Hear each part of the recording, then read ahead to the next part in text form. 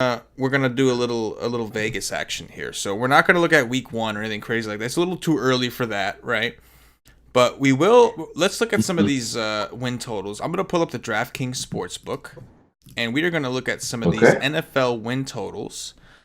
Um, And I don't even know. You're just gonna throw I'm them just at gonna. me, I'm just right? gonna. Yeah, I'm not What looking. I'm gonna do is Throw I'm it gonna at me. throw you some of the more like popular teams, and you let me know if anybody like gives you any kind of value. You know what I'm saying? I'm gonna just say the first word that comes into my head when you give me this team's record.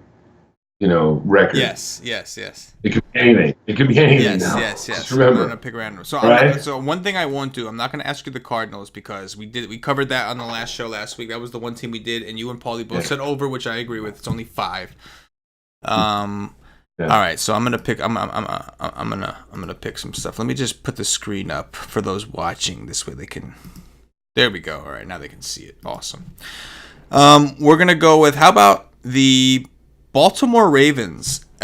Over under 8.5 wins. The under is juiced to -139, while the over is actually a decent underdog plus 115. So I guess I'm assuming the public and probably everybody is smashing the under. What do you think? 8.5. Shit, that's the first thing that comes to mind. But I would say I'm going with the under Under 8.5. in that Yeah, one. I mean, I think that's like the chalk approach. You think about the Ravens and Lamar Jackson, and like they're so run heavy. I know they made some changes, um, but But the Browns are supposed to be right, better. Browns gonna be better. Hard division, What about the So it's Steelers though? not Like, like what's your outlook on the Steelers without Antonio Brown? You think I. they'll be fine because they got Connor? Yeah, I think that the Steelers are going to be just fine. The guy that you're going to want to get, I think, in drafts is Dante Mm. Moncrief, the number 2 receiver in the Steelers offense, always Yeah, produces. yeah. And all the Remember impression's gonna that. be on Juju. So, so I think I'm a little bit Juju. I'm a little bit down on him this year. I just don't think he's in that level of top receivers. I think he's like right below them. Connor, I think, is going to get his. Ben is going to throw a lot, and I think that it's going to be they're going to be an offense you're going to want to have because I don't think that they're going to like the defense is not a shutdown defense anymore. So it's just going to be going back and forth and stuff like that. I like Moncrief a lot though this Yeah, I year. think that makes sense. Yeah, I think like the contrarian like go against the public in me says like take over on this and under on Steelers, which we'll do the Steelers next. I'll ask you about them. But it's very hard for me Mm-hmm. to pull that trigger. Like I'm looking at the Ravens and I'm just like I gotta see this offense before I can back 8.5 wins. And they just lost a couple, key dudes. I mean, they made some upgrades also, but they lost some key dudes um, from last year. The Steelers, Joey, the over under is 9, and it's reversed. The over is juiced at -122. The under is even money. Uh, over under 9 for Pittsburgh.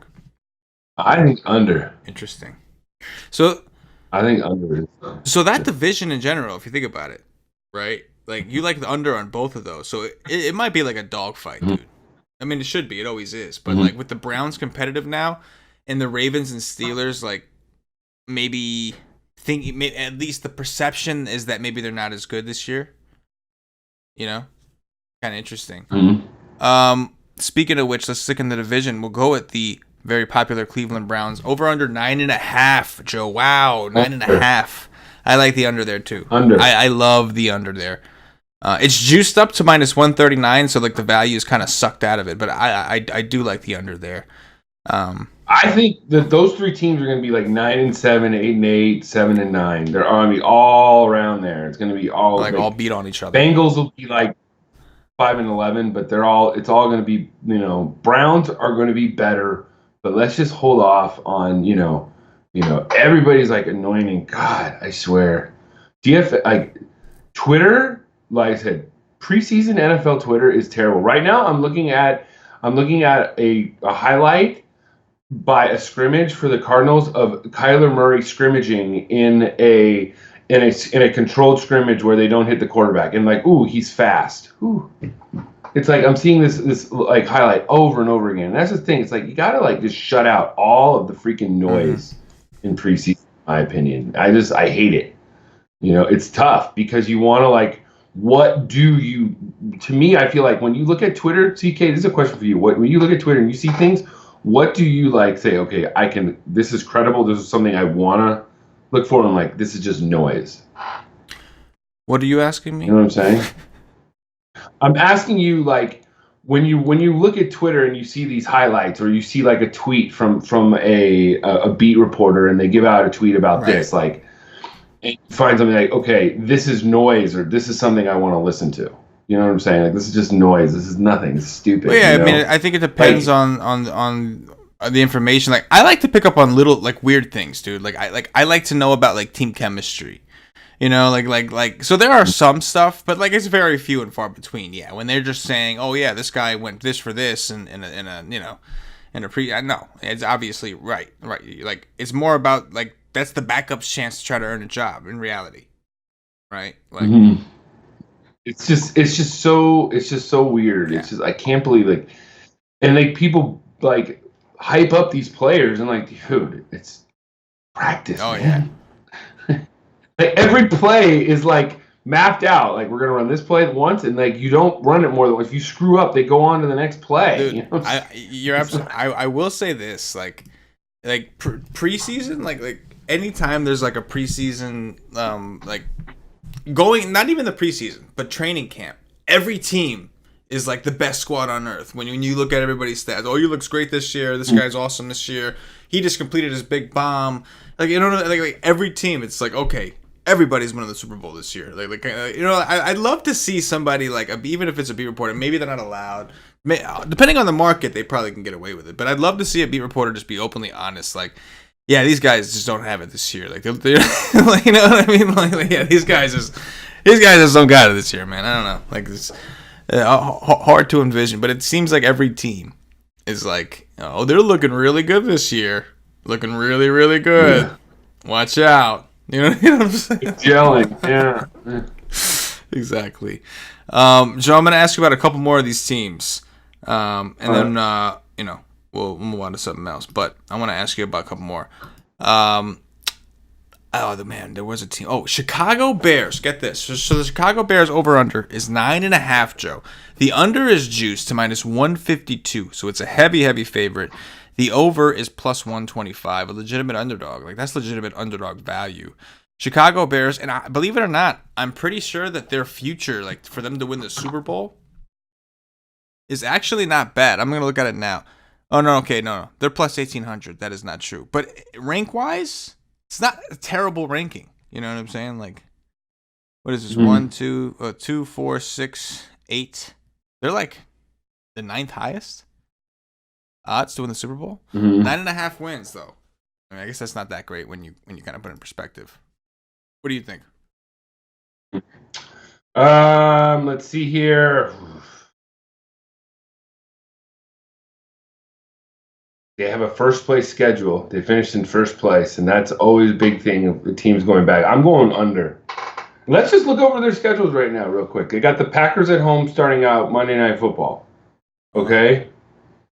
I think they win that game just because it's home Monday night, right? Then they got to go to Denver. That's a tough place to play, but Denver's, I don't know. I think they win that game too. And then they have to go to, I think they start out 3-0. To be honest with you, they could start out 5-0, and then it gets tough. Then they go in look after their bye week. Saints at home, Chargers at the Eagles. Then they got at the Rams, Giants at home. They're going to be right on that border. Dude. Chiefs, Vikings, you know what I mean? Their last 3 games, look, their last 4 games at home against Dallas, at Green Bay, home against the Chiefs, and at KC. I don't know. They could start 8-4, and you think, oh yeah, they're gonna get it, and then no. So yes, I'm saying under. I think yes, I do agree with you. 9.5 seems very ambitious. But I will say this. At first, I was going to say over, and then I looked at their schedule, and I was like, their beginning of their schedule is winnable, but then the end. I will say this. Mitch Trubisky, so far, it's early, but last year, he proved, when he's on, he is very tough to stop. And the difference is, between, his situation in Mahomes. I'm not comparing him to Mahomes. I'm just comparing like the team sort of from a matchup perspective. The difference is the Chiefs don't have a defense. The Bears have a very, very, and I think it's going to come down to the home and road. Is that game home or away when they see the Chiefs? When they see the Chiefs. You said. They're at home home for the Chiefs. That's huge, I think, for them. That's huge for them and that defense. Not to mention, like, depending on the situation, depending on like where the records fall, or like if that game means something to the Bears and it means nothing to Kansas City at that point, you know what I'm saying? Like that also kind of comes into play. So it could be close. I lean towards the under as well, but it could definitely be close. And like, even though my pick may be under, if I was to bet this, I would definitely bet the over because I would rather get the 125, rather than laying 150 on a situation that could end like that. So like for the value's sake, I would say over. But if money's not a thing and lines aren't a thing, yeah, I'd prefer the under. If they give me the under at minus 110, yes, I'll be all over that. But you're making me pay 152. Fuck you. I'm not doing that. You know what I'm saying? I mean, their toughest road games are at Philly, besides the division, are at Philly and at the Rams. But most of their really, really like tough games are their two AFC West opponents are both the Chargers and Chiefs are both at home. Like what they have the Saints at home. They have the Cowboys and Chiefs at home. So they have all those tough games, but they're, all at home. So like you said, they're going to be right on that line that. And that's exactly why, like, if it's going to be that close, I'd rather be the underdog. And I'd rather get the value instead of lay the 150, I got one more team to ask you about, Joe. Paulie D requested that I ask you about this and share a tidbit with the Wise Take Nation. DFS players, non-DFS players, season-long players. This is something that Paulie D wanted me to share with you all. I'm going to ask you about the Atlanta Falcons. That is the team that Paulie wanted me to ask you about, Joe. Their over-under is 8.5 wins. The over is juiced to minus 121. The under is even money. Atlanta Falcons, 8.5. Over. Boom. Loving it. Over. I'm not even looking at their schedule and I'm saying over. I think it's going to be a tough start. They have at Vikings, home against the Eagles, and at the Colts. But then it kind of loosens up just a tad. So I think they got more than 8 wins this year. It's 8.5? Yeah, 8.5.